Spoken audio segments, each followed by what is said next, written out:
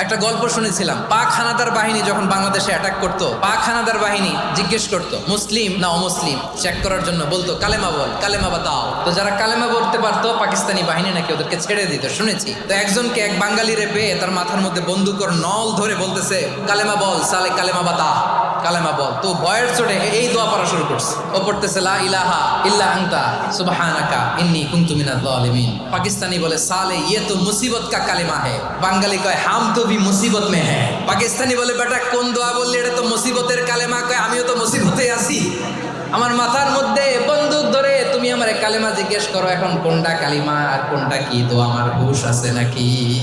লা ইলাহা ইল্লা আনতা সুবহানাকা ইন্নী কুনতু মিনাজ জালিমিন। বিষ্ণুই বললেন দেয়ালে পিঠ থেকে গেলে, চোখে মুখে অন্ধকার, বাঁচার কোনো উপায় নাই, তখন এই দোয়াটা পড়তে হবে। এই দোয়া পড়ে আল্লাহর কাছে ফরিয়াদ করলে বিপদ মুক্ত করবেন কে?